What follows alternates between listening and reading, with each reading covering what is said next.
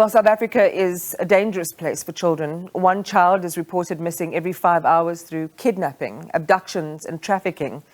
Some studies have found that up to 42% of the country's children have experienced some form of maltreatment through sexual violence, maltreatment as well as physical and emotional violence. Adolescent pregnancy data is showing that over 90,000 girls between the ages of 10 and 19 gave birth between March 2021 and April 2022. And there is a long inventory of how children in our country are at risk. So let's discuss the problems and the opportunities for society to nurture and treasure children. I'd like to welcome to the program the director of the Teddy Bear Clinic for Abused Children, Dr. Shaheda Omar. Dr. Omar, good evening to you. Welcome. Thank you for your time. I've, in that intro, only listed just a few areas where children in our country are at risk. What are some of the other major areas? Well, I think we need to understand that it's actually across the country. KZN last year, you highlighted some of the statistics in the first 6 months. Over 500 children at the end of the year. On average, 1,000 children are murdered. And then that's an underestimation because those are the children that have come to the attention of the authorities. But there are many unreported cases of failed homicides where, there haven't been proper investigations or follow-ups on the cause of death. So the statistics are definitely not an accurate reflection of the dire state of children in this country. But certainly, when you ask about what areas, there are hotspot areas. We know that in underprivileged, disadvantaged communities, children may be at greater risk.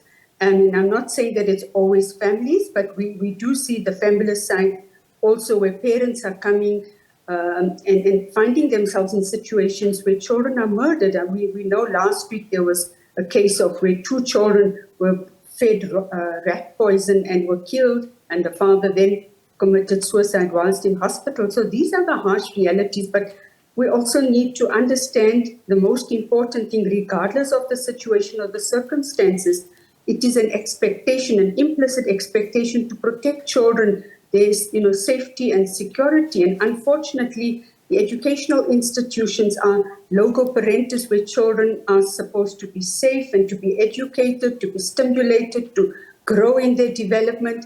And yet we find that children are at risk even in these settings where, not sufficient safeguarding or protection management has been put in place.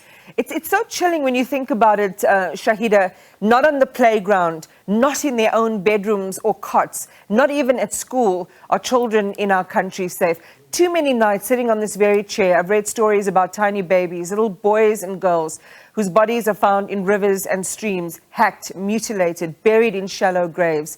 What have these years of activism and working in this tragic space, Shaheda, taught you about why children are so vulnerable? Well, I think if we just look at the safety measures, we have to look at protective measures and risk factors. If we look at the infrastructure and a lot in the disadvantaged communities where there are not sufficient, there's no recreation opportunities for children. They don't have a playground or children, playing outdoors, outside on the streets. And this certainly places them at a greater risk. Children are assisting families, going to the spaza shops or going to the shops to buy bread. We see so many of these cases that whilst they're outdoors or being sent out for errands, that is when your predators actually, use this opportunistic moment to violate the children. We know that, as you described, which is so horrible to even think of, the mutilation, we know there's organ harvesting. And again, where body parts are taken for certain donor recipients, and money compensation also in certain cases where children are actually sold because of the poverty and of course we cannot justify that, but these are the risk factors and there aren't sufficient protective factors. I think we need to look at positive parenting programs. We'll be finding that the gender-based violence is so grave, the domestic violence, the intimate partner violence, and children fall between the cracks and are often the indirect victims of this as well. So that's also a contributing factor. It's a risk factor. We're actually going to expand on that particular point in, the second of two panels that we have in our program tonight. But, I'm thinking about it. We've got the Children's Act. We have Child Protection Week. We have voices like yourselves and other NGOs and NPOs in South Africa active, sharing the message, a litany of responses to the issue of child safety in South Africa. Do you think we're ever going to get in front of this crisis, Shaheda? So this is a systemic issue. There are so many systemic flaws, and we need to work together. I think, civil society and government needs to come to the party. Sports, arts and culture, Department of Education, law enforcement certainly has a huge role to play with regard to visible policing and actually being able to carry out their mandates in the protection and safety of the most vulnerable population groups. I think we also need to realize that the social development also has a role to play. So I can just go on, but I do believe that because we can see that we speak about the same thing repeatedly, and in relation to the critical issues, we are not actually meeting the needs of children. We continue to fail children. Children continue to die. And I think we have a lot to account for, and we are responsible for a lot for the safety of children. The Children's Act talks about the best interests of the child, but the best interests of children are not met. If we look at the Constitution, Section 28 speaks to the right to safety, right to nutrition, right to education. We can go on, health as well. And these things are not happening on the ground. Our policies are the best in the world. Pieces of legislation, one of the best in the world, but it's the implementation. And that's where we are failing our children. And the violence that children